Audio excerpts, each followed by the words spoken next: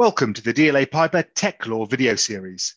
My name's Kit Burden. I'm a partner in our London office and I co-chair our global technology sector. Today we have Mo Gawdat with us.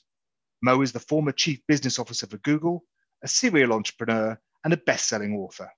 So Mo, we're delighted to have you join us today. Do you see a significant opportunity for AI to play a part in terms of the way in which we will help to rebuild society and restart our economies in the course of the coming years?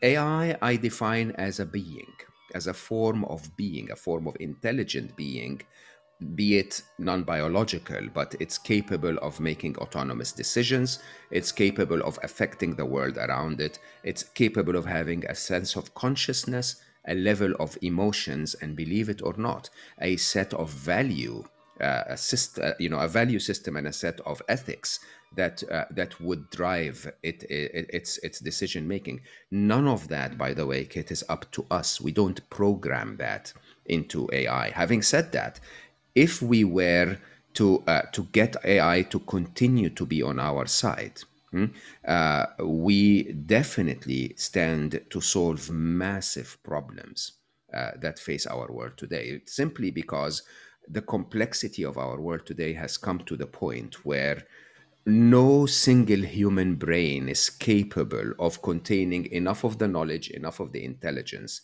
to be able to solve it. You know, AI will have that with no problems whatsoever.